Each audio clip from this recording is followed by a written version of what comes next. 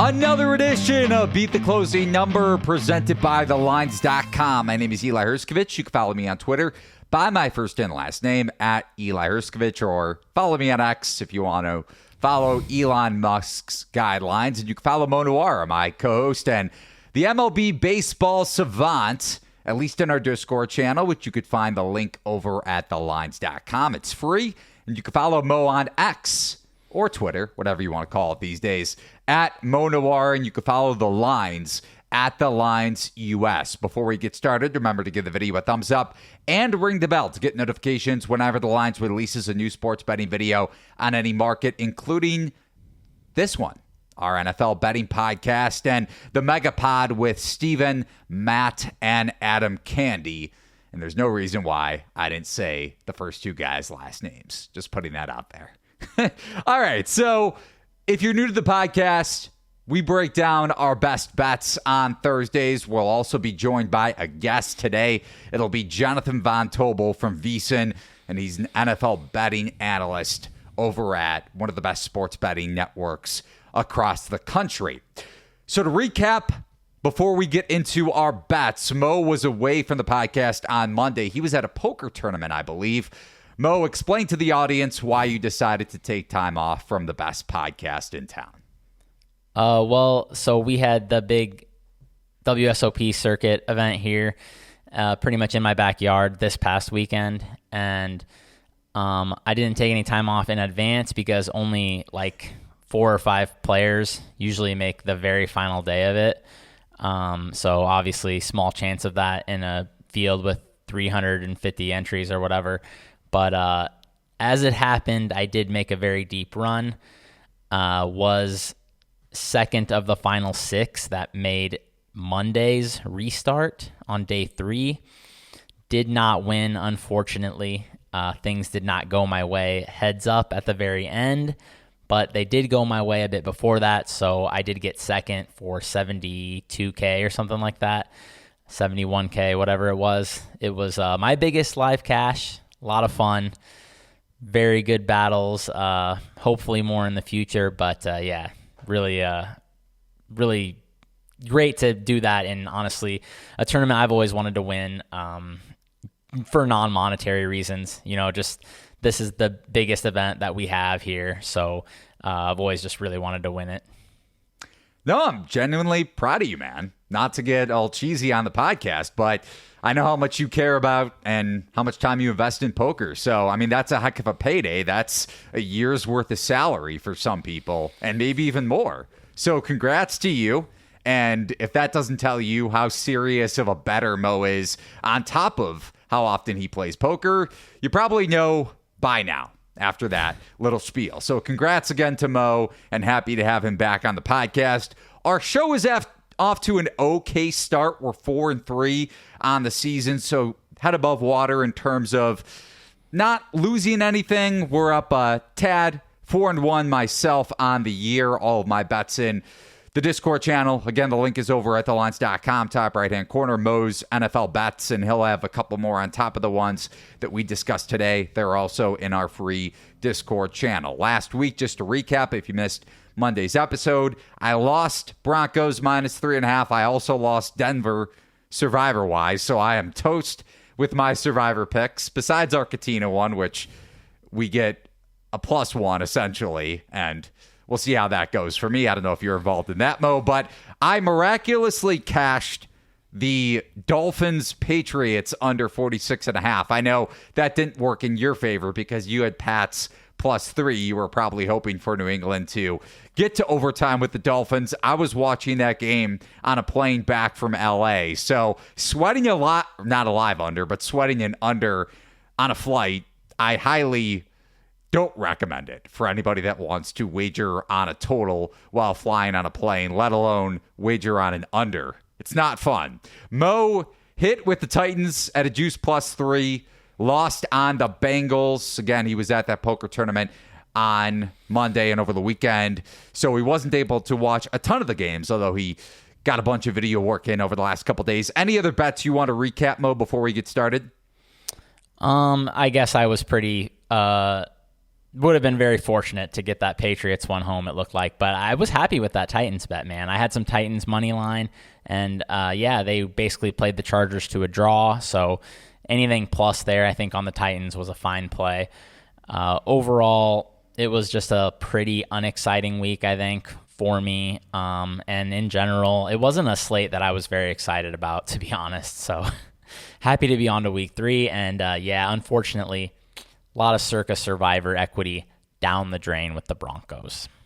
Yeah, that Hail Mary and probably PI, even though the Broncos didn't deserve to win the game. I know they outgained Washington in yards per play, but you watch the second half and how Eric Bieniemy adjusted and then some against that Broncos defense. And we'll get into the Broncos a bit later on. I don't want to make this a full Denver Broncos podcast or anything like that. But Mo and I both definitely lost a bit there with Survivor and myself on Broncos -3. Not a fun sweat. Also on the way back to the airport for me losing that Broncos bet. But I digress. Mo, we're not talking about an underdog here, like your Titans winner. We're talking about a favorite that you're going to discuss.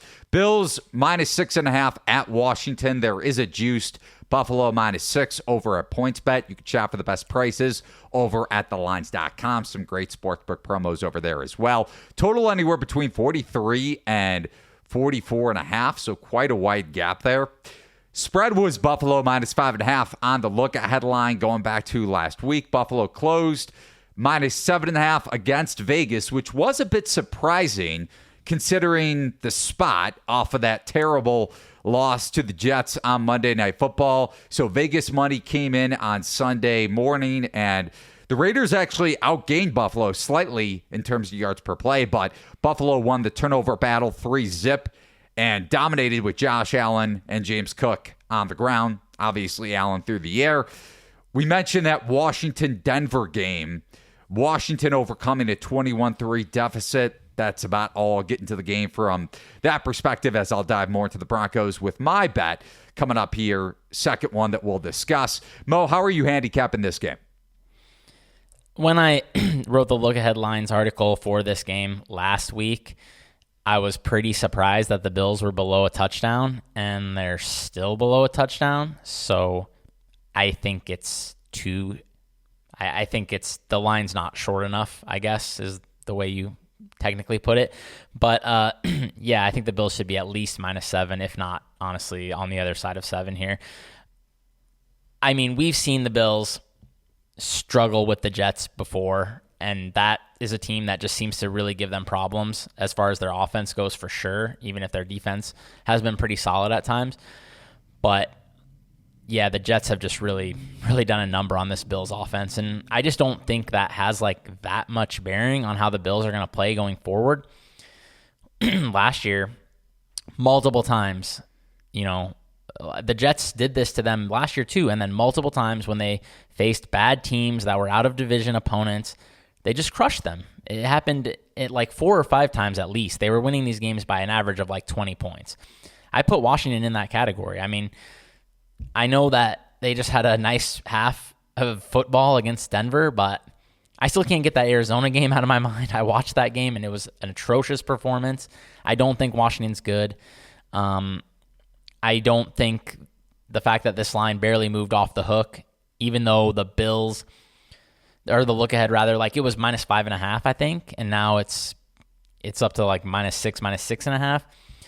Even though the Bills look like their normal dominant selves, it doesn't make sense for me to not move this up to at least 7. I think the Bills are going to dominate this one up front. They have a good pressure rate so far.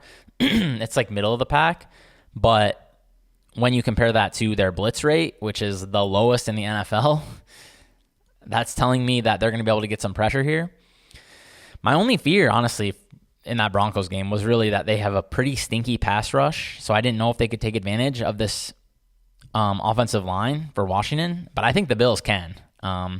Maybe the Broncos don't have a good defense. I mean, it's definitely possible. Like, they lost their coordinator who was good, and multiple good players from that defense last year. Like, I know it was really good last year, but it might not be good anymore. So injuries too, especially ahead of the Washington game. And And even coming in, like, you knew the pass rush was going to be the weak point of this defense. And I just figured since Arizona has basically, a college pass rush or whatever, like at least Denver had professional players and could get a pass rush going, but somehow they got shredded by Sam Howell. But I am not really that worried about that happening to Buffalo, so I like Buffalo -6.5 here. Okay, so I'm going to throw a couple counters at you. Not that I have a bet on Washington. And just to kind of throw a couple of my usual disclaimers your way as well. On the injury report, you mentioned Bills and their ability to theoretically generate a pass rush against Sam Howell. Leonard Floyd didn't practice on Wednesday, so just a couple injuries to monitor there.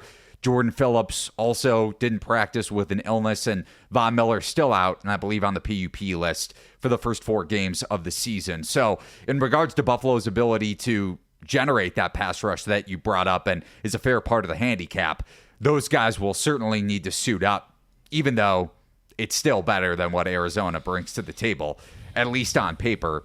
I did upgrade the Commanders quite a bit, and while I'm lower on the Broncos defense than I was going into that Washington game, I do think Bieniemy deserves a lot of credit, and we don't know what Sam Howell is yet in a negative sense or a positive sense. So in terms of the 2-game sample size where you could say, well, he performed well against the Broncos secondary and a arguably bottom 3, bottom 4 Denver defense, now what? You could say that in the other direction. Now what? Maybe Sam Howell is an average quarterback, and maybe Washington will outperform the win total, which began at 6.5. So I do just want to throw that argument out there. I'm also very curious to see how Buffalo's offensive line holds up against this elite Washington defensive front. I know you brought that up with maybe not, you didn't call Buffalo's pass rush elite, but especially if those guys are out that I mentioned. But Washington has a really good defensive line. I know Payne didn't participate in practice on their side on Wednesday, but Chase Young was dominant against Denver, which you would expect when he's healthy. 7 pressures, 1.5 sacks, 26.7 pass rush win rate, which was the 5th best individual pass rush win rate in the NFL in week 2. So things to note there for Denver, or for Washington, I should say. On the flip side, if the Commanders can get pressure on Josh Allen. Now, to your point, Buffalo has struggled against the Jets, especially against Robert Saleh's defenses. And Allen, in particular, has had his issues with that Jets defense in regards to being able to avoid and make plays on the move against pressure when that hasn't been the case against teams out of his division, especially when it comes to the Jets. And Allen's cover rate against non-divisional opponents, if Washington is to the level that you kind of expect even after that impressive performance in week 2, Bills probably blow out the Commanders, or at least cover this game by at least a touchdown. So I get the argument for sure. I thought the counters that I brought to the table were fair, but if you're going at it from the angle that you're not upgrading Washington, I get it from your perspective.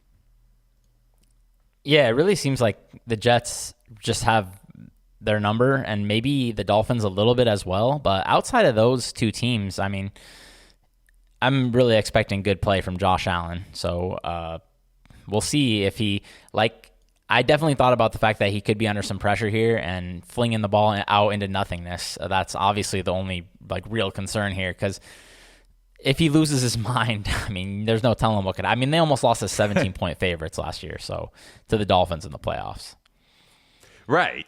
And to that point, and maybe this applies more to Miami, and it depends how, because I mean, that's a great transition into the next game. It depends how bettors watching this, novice or more experienced bettors, look at situational spots. But Miami and Buffalo go head-to-head next week. So just something to keep in mind there. And on that note, Broncos at Dolphins is the next game we're going to discuss. Denver, a 6.5-point road dog. So Miami up from the look-ahead line preseason-wise.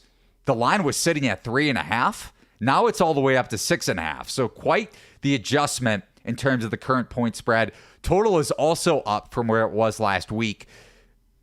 I think it was 47. Now it's up to 48, 48 and a half.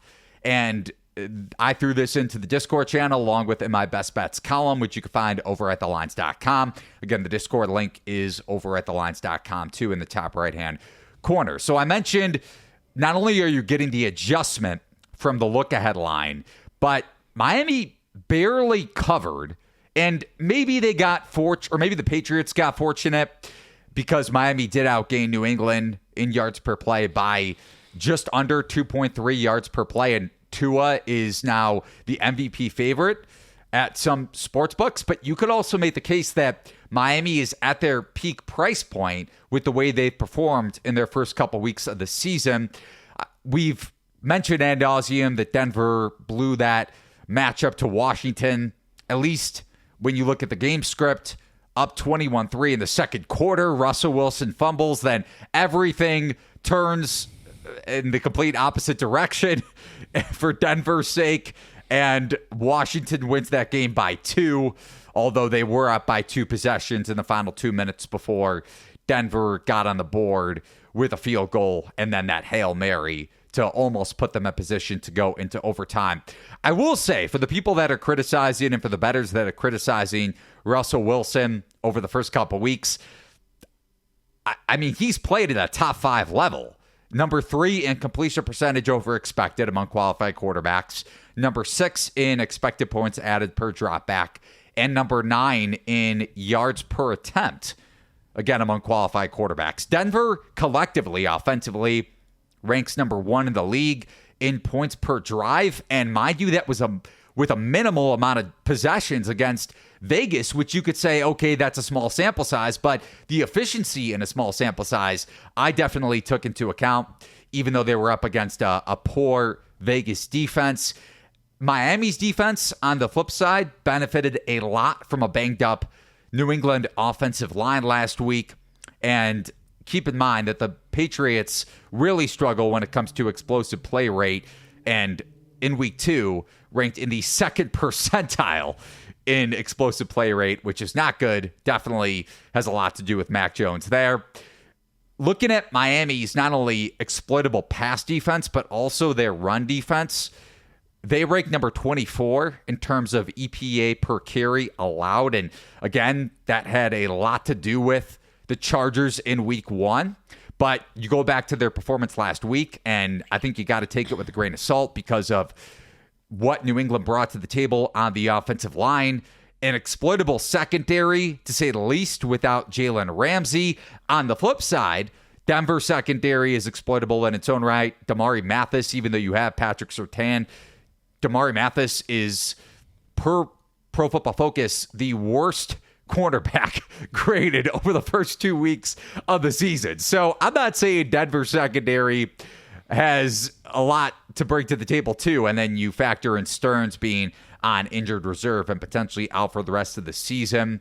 So if Denver's defense is going to play to the level that they have over the first couple weeks, I get the concern, although Jalen Waddle is still in concussion protocol as of this podcast recording. So if he's out, and thinking about what he brings to the table, and he has the 2nd highest yards, or yak, I should say, above expectation this season. And I mentioned the look-ahead spot for Miami with Buffalo on deck. You brought up that playoff rematch going back to Miami just barely losing that game in the wild card round last year as 2 touchdown underdogs, or right around that number. So I think this is a really good buy low spot on Denver and a sell high, especially if Waddle is out for Miami. What say you with my handicap, Mo?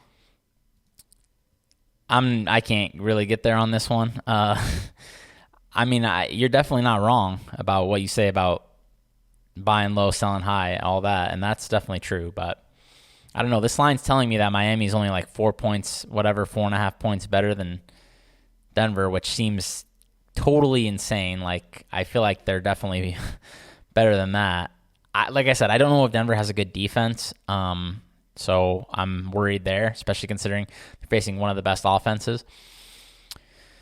I also I don't really buy into any sort of advanced passing numbers that really paint Russell Wilson as like a good player, especially at this point in his career. I never bought into them when he was with Seattle, to be honest, mainly because he just gets so much value out of those deep balls. I think it skews things a lot because when he's not hitting those, he's not always moving the sticks consistently, and you can see that in their success rate. It's only 11th so far, despite hitting multiple deep balls.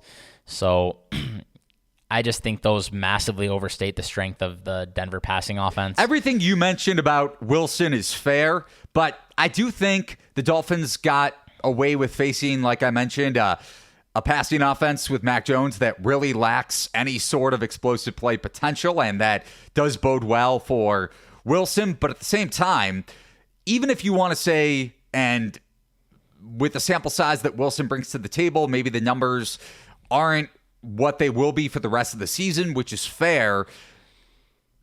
I don't like the way that came out. Okay, coming back down in 3, 2, and 1.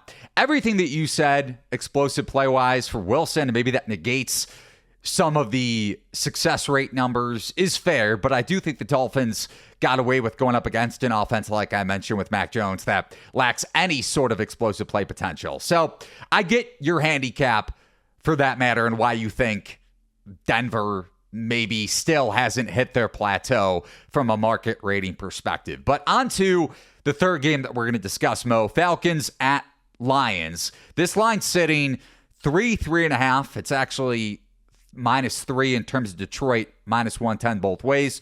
Total anywhere between 46 and 46.5. Falcons off to that 2-0 start after hanging on against Green Bay and coming back, actually, for that matter.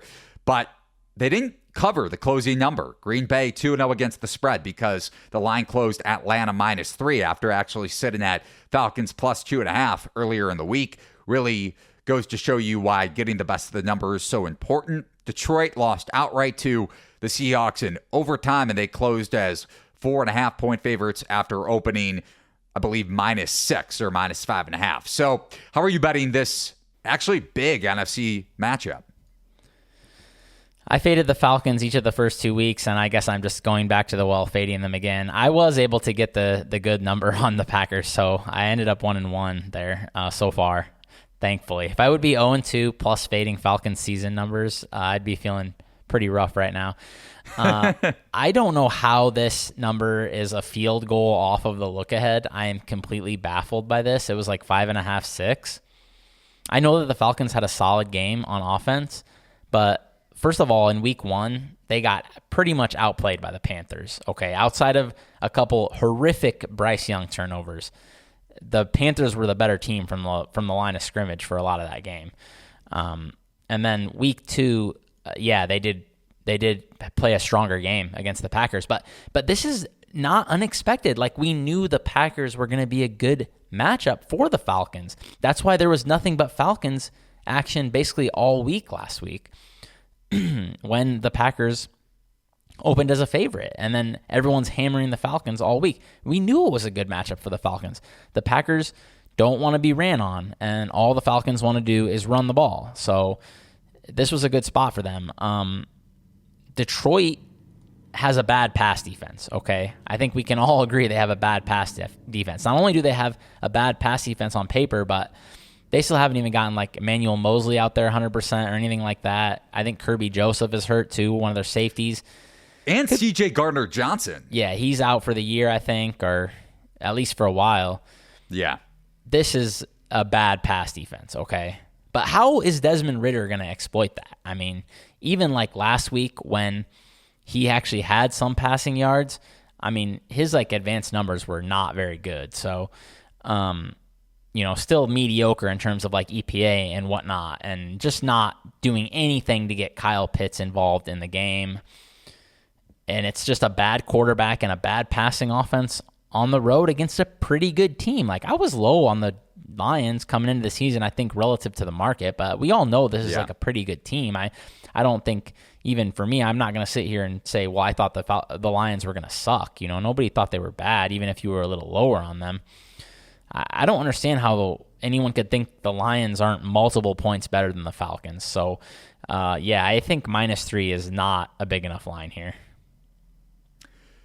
It's a fair point, and everything you brought up about Detroit's secondary and kind of goes against the Lions taking them against the spread, but I understand your feeling on Atlanta over the first 2 weeks. The thing I will say, I mean, and this goes towards whether Atlanta faces a negative game script or not, and the Lions are able to put Ritter in a position to make mistakes, because this Falcons offensive line is elite, and they're built to win the way they did over the first 2 weeks. I mean, you have two explosive running backs, or at least really efficient running backs in Bijan Robinson and Tyler Algier.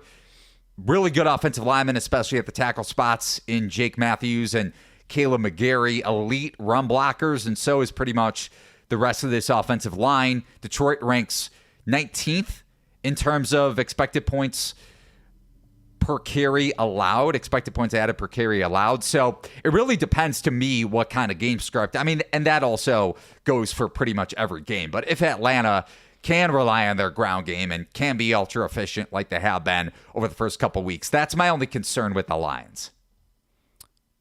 Yeah, I mean, Bijan looks great, right? So on the other hand, Jahmyr Gibbs was looking very good in the snaps I've watched him too. And they're going to have their own beastly running back out there for sure, because it doesn't look like David Montgomery is going to be able to play. So anybody who wants to watch running backs a little bit old school, this is the game to watch for sure this week. Yeah, that's the weird part, is this really is like an early 2000s offense. And by the way, I will keep mentioning it and hammering it home. Jesse Bates, number 1 rated safety on Pro Football Focus. That Bengals secondary really misses him, and large part of why Atlanta has had success on that side of the ball too, especially in the defensive backfield. But fourth and final game we're going to mention, and this podcast really feels like an episode from last year because we're pretty much countering each other's arguments. So not to confuse the audience, but that's the best part of having two bettors that disagree, in a sense, on some lines this week. This Titans game for sure. Yeah, which you haven't bet yet. To be fair, right? You haven't bet the Titans just yet, even though you'd seem like you were heading in that direction yesterday when I mentioned the pick in our Discord channel. But fourth and final game we're going to discuss before we bring on our guest, Titans at Browns. Cleveland, a 3-point home favorite. I think there is a 3 -110 both ways out there still. And some books also have it at 3.5 total, pretty much 39.5 across the board.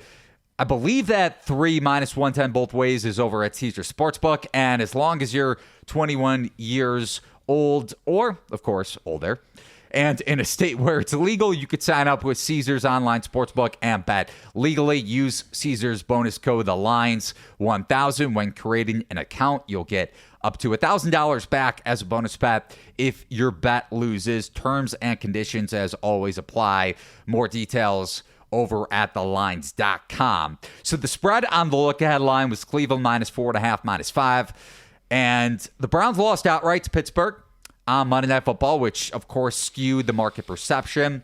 And Deshaun Watson had those 3 costly turnovers, 2 resulting in touchdowns for the Steelers. But like I harp on every week, turnovers are not predictive, even if you do think Watson has underwhelmed and will continue to underwhelm. Nick Chubb out for the year with that gruesome knee injury. I would not recommend watching the replay if you haven't already. But the irony to me, Mo, and you could definitely say the Browns backfield and downgrade the Browns backfield without Nick Chubb, going from Chubb to Jerome Ford. And even though the Kareem Hunt signing looks nice on paper, his efficiency numbers were not good in the slightest last year. But the Chubb absence doesn't really matter as much in this matchup because the Titans have an elite run defense. They've allowed the fewest expected points added per carry this season, and their success in that regard goes back to last year too. So in order for Cleveland to win the game, they're going to have success through the air, which of course is on Watson. Titans rank number 25 in expected points added per drop back allowed, even with Amani Hooker and Christian Fulton coming back this week. Tennessee secondary is still below average and still vulnerable. Watson, for that matter, number 30 in the league in terms of expected points added plus completion percentage over expected. composite rating, and he's only ahead of Justin Fields and Zach Wilson among qualified quarterbacks in that category. So the numbers don't really lend towards Watson having an efficient performance against a vulnerable secondary. But I'm also not sold on the fact that Watson's skill set has diminished to the degree that some bettors, NFL viewers, want to say it has to this point. I still think missing the half a season plus that he did last year is still hasn't gone in his favor just yet, and he still has the potential to play beyond expectations so far and play beyond the numbers and what they say he's performed at in the first 2 games of the season. And if you want to go with the counter argument, you could say that Ryan Tannehill and what the Titans passing attack brings to the table is below expectation and then some. Tannehill ranks number 25 in the NFL on expected points added plus completion percentage over expected composite. This Browns defense, and Tannehill will be up against the best defense in the NFL, and I don't think that's an overreaction to any sort of production that they put on the table. The Browns have the lowest offensive success rate in the NFL at 25% through 2 games, and mind you, offenses in general put up minimum 27% success rate. So the fact that Cleveland is doing this and the final score in that Pittsburgh game didn't really show maybe what the true expected score should have been, considering those turnovers that Watson put on the table, even though, again, his numbers have not been great, and then some to begin the season. Zadarius Smith and Greg Newsome the second.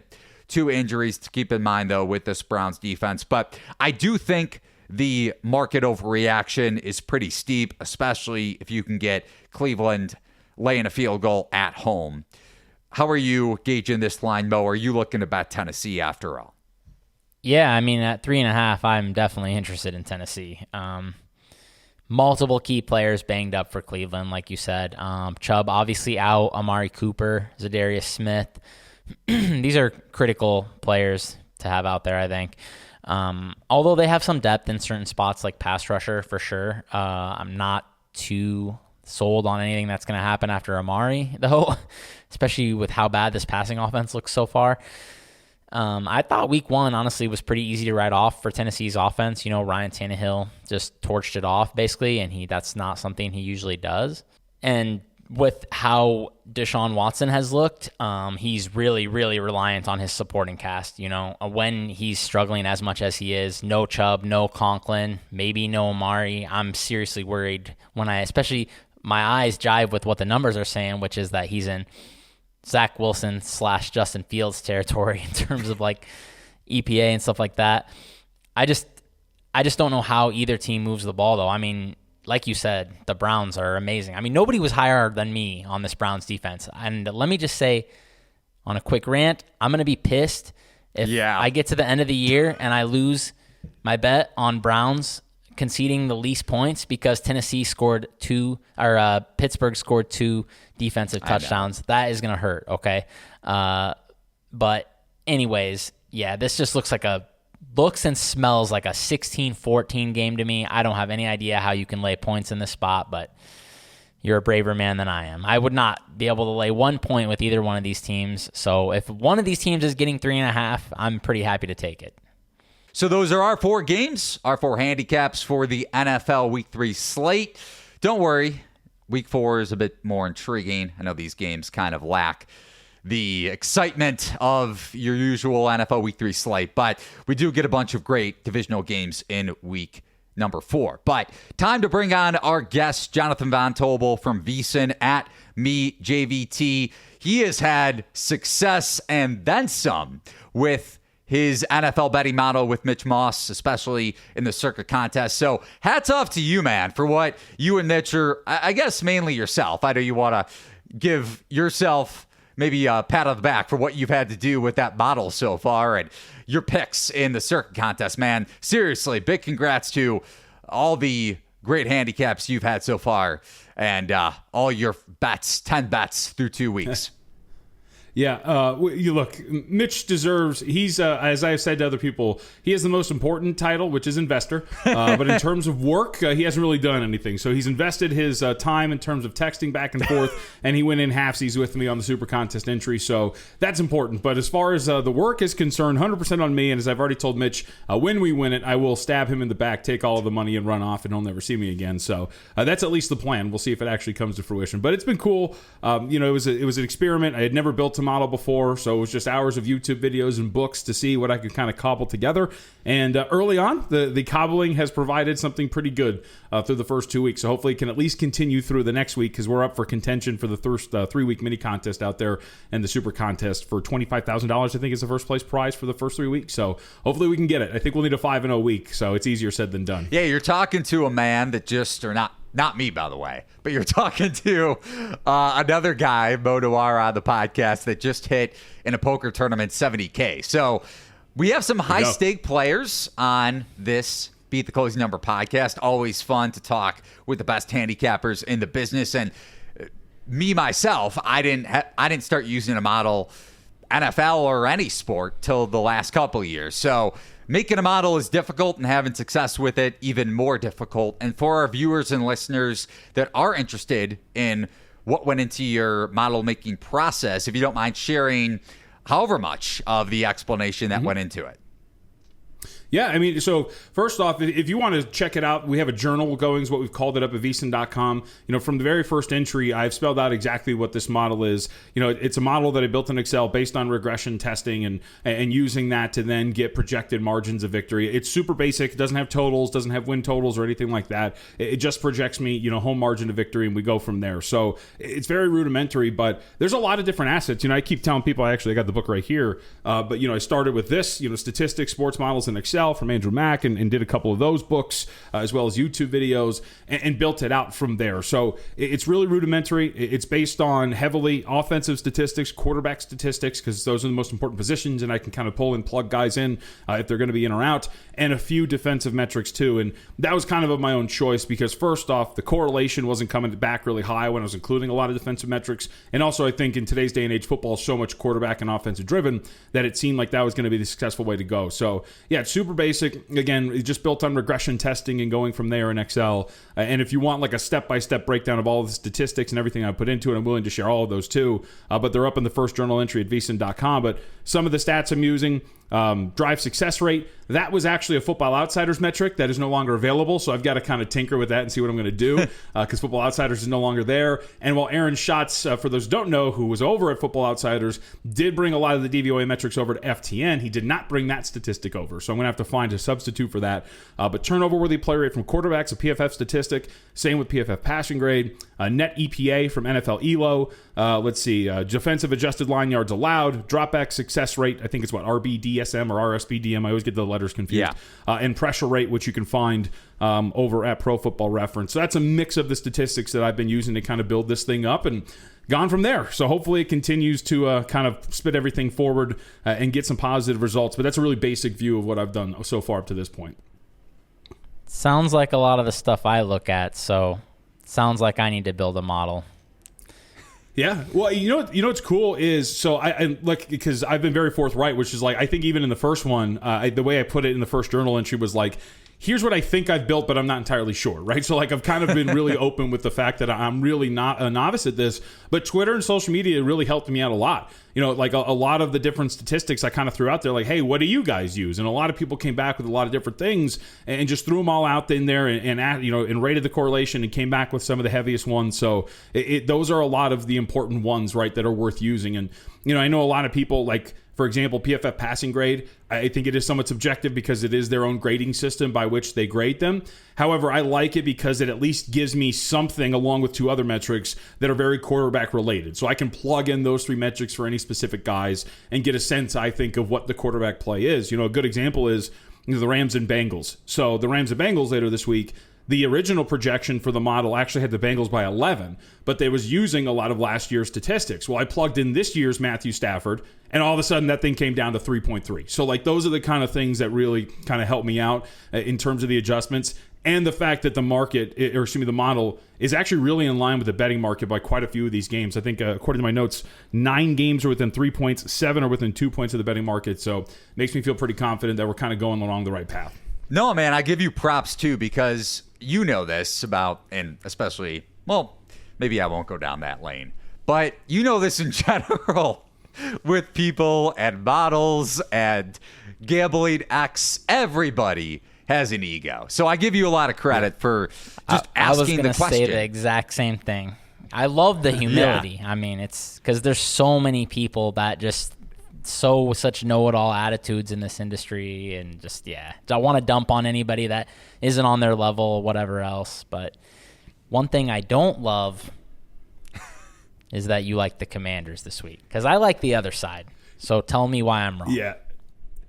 So, and this is the cool thing about this exercise, right? Which is, I actually don't necessarily agree with a lot of these projections, but the way that our thing is for anybody listening and watching. So what Mitch and I are doing is we came to the agreement that, look, we are going, I built this model. We're going to enter the contest, and whatever the 5 biggest edges are, we're going to use them. And, whether we agree with it or not, we're going to use these things. And last week, there were a couple I didn't really agree with. For example, last week, the Buccaneers were projected to win by 10.8 points. Justin Fields made me look a lot smarter with a pick 6 at the end to make that thing fall on 10.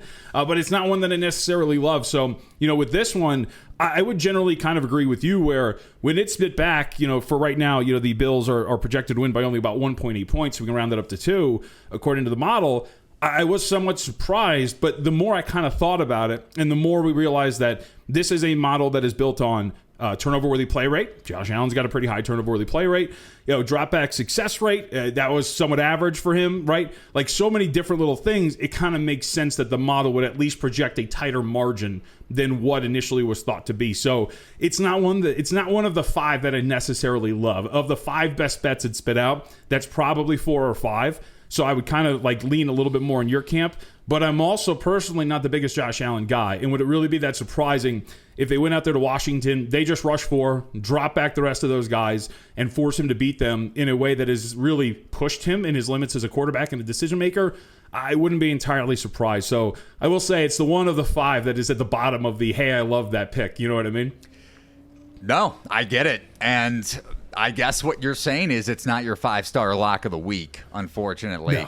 No. Those who are watching and listening will have to call into 877-JVT. I know that's not a complete phone number, but you get the gist. A lot more bets, though, to go through, obviously. I'm kidding around. Jonathan Von Tobel is not a tout. So the second bet that we want to discuss, Ravens against the Colts. And Baltimore, a 7.5-point favorite, pretty much across the board. How are you weighing this one according to your model? So this right now, the 12.85 points that the model spit out is actually with Anthony Richardson, a quarterback. However, when you put in Gardner Minshew in the statistics, it was actually only 12.4. So there's really not a massive difference, at least according to the model, between Anthony Richardson and Gardner Minshew at this point right now. So I was kind of surprised by that. And I'm a Colts fan, so you can take this analysis with a grain of salt. In watching Gardner Minshew in the preseason and seeing him at times, I think he is a quarterback that has a reputation of being better than what he really is. And when you really look at what the offense is, it's a lot of short average depth of target. It's a lot of safe throws. There's not a lot of dynamic play in an offense that is run by Gardner Minshew. And maybe that's a safe thing, right? Turnover-worthy play rate's going to be low. You're not going to have as many explosive plays, but you're not going to put the ball in danger. But at least statistically, with what I've been using and what the model was spitting back out, there's not a massive difference between those two. And I think one of the flaws of the model, which is maybe why you're not seeing too much of a difference between them, is that the team ratings or the team statistics, drive success rate, other things like that are kind of weighing Indianapolis down because their metrics from last year and a little bit of this year aren't really that good yet. And so if it's a very offensive-driven model like this one is, and with a little bit of quarterback play in it, especially with the stats I've used, there's not too much of a difference right now between Richard and Minshew. So, and I'd also say the model really does like the Baltimore Ravens for the most part. Outside of the matchup last week against Cincinnati, because the model does like Cincy, had it projected to win by about 12.3 points over Houston in week 1. Have them projected to win by about 13 here over Indianapolis. So at the very least, against some of the bad teams, the Baltimore rates out really, really well according to the model. Yeah, I wouldn't expect much difference between the quarterbacks, in all honesty. But moving on to one that I am in agreement with the computer on, is the Lions. -3, -3.5, depending on where you're looking. Came way down from the look-ahead markets, which were closer to 6. So what is the computer seeing on that one, do you suppose? Because I think the Lions should be bigger favorites. So, and this is one a game, not even that I like from a side perspective, but I like the process that led to this. So one of the things that I did to start the season for guys like Desmond Ridder and the rookie quarterbacks, because they don't really have a large sample size of data to use, is for a lot of those teams and those guys, I use just an average quarterback. I just went in and plugged in an average, average PFF passing grade, average turnover worthy play, all of those things. Just give me a baseline, right? I don't know if these guys are going to be good. I don't know if these guys are going to be bad, but I just want to see what a team is like with an average number in there. And so this week, what I decided to do was, all right, well, now we got 2 games with these guys. I've got 2 games of Desmond Ridder. Let's throw those numbers in and see what happens, because I don't really like Desmond Ridder a ton. And that's when you saw the big difference here in this number. And there were some differences in some of the other numbers as well. But for this, the original projection was actually right in line with where we were at, like right now. The original projection had it at about 3 points. And then I plugged in Desmond Ridder's numbers, and that thing went all the way up to 8.3. And that's something I'm more in line with. Like, I don't think Desmond Ridder's that good. I think you have a quarterback who's got a short average depth of target, who's not dynamic as a passer, who's in a very simplistic offense that is saved many times by the dynamic skill position players that he has. So it kind of jives with what I've thought through the first 2 weeks. At the very least, the model's not a big fan of what the Ridder's done at quarterback. So this is the one where this is like the biggest adjustment, because I've actually put in now 2 weeks of sample size data with Desmond Ridder, and it just spit out that the Lions should be bigger favorites than what the market says.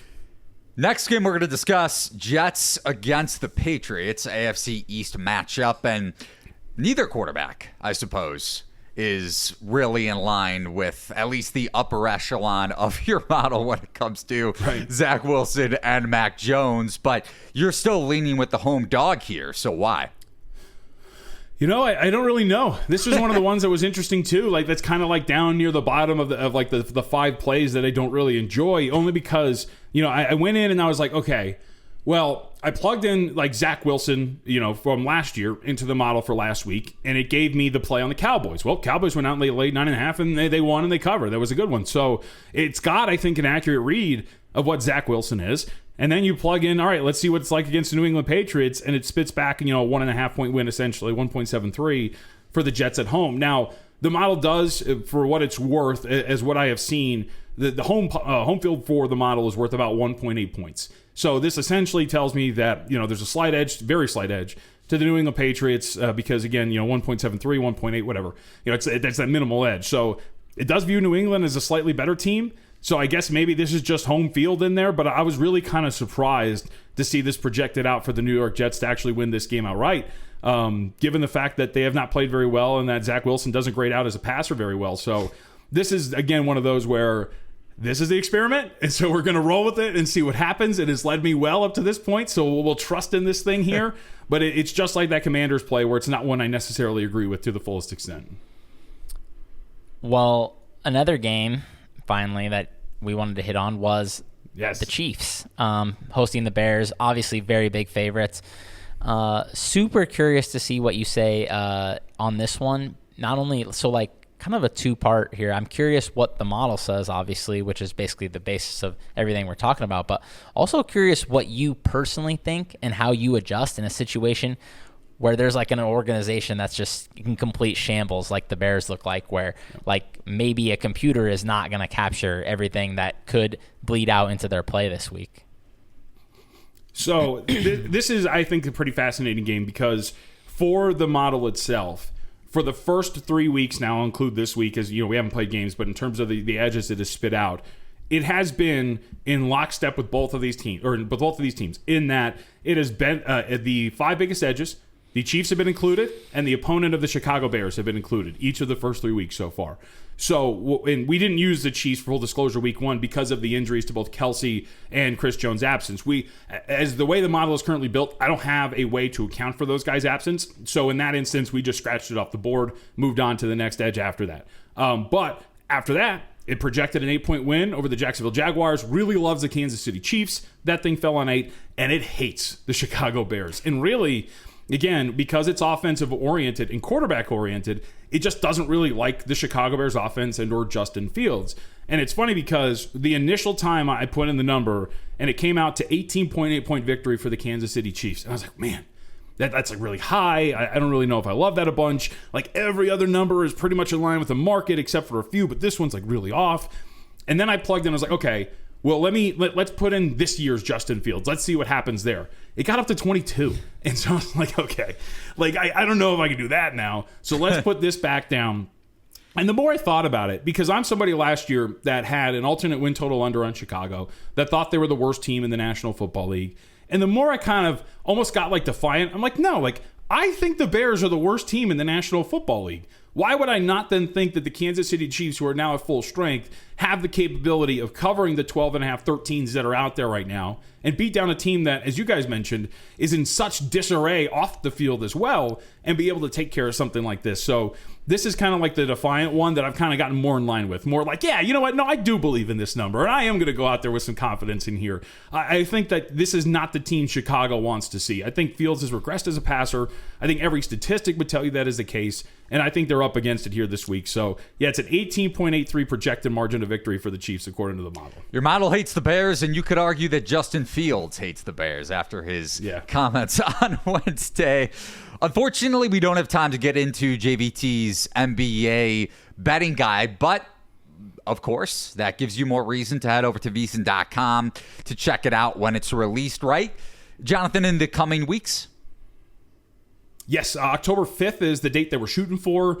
So team-by-team breakdown, all 30 teams. Some really good articles as well about live betting the NBA, futures betting, all sorts of stuff that you're going to find in the NBA guide that'll be up on October 15th, and along with best bets in terms of win totals, futures, and otherwise as well. So jam-packed, and it should be pretty cool, futuristic, digital. We're kind of trying some new stuff with it as well. So look out for that thing to be ready on October 5th. That's awesome, man. JVT, one of the best NBA follows around, and Mo will have some great NBA futures work and the like over at thelines.com too. You could also head over to play.thelines.com if you want a chance to pick the Kansas City Chiefs with Jonathan in our free NFL betting contest. And my newsletter today also wrote about how this Chiefs defense is elite, which I know is music to Mo's ears and JVT's, I guess, in a sense. Yep. Thanks so much for joining us, Jonathan. Really appreciate the time. Thanks for having me. That's going to do it for this edition of Beat the Closing Number. For Mo and for myself, Eli Herskovich, thanks for watching and listening to another edition of Beat the Closing Number presented by thelines.com. So long, everybody.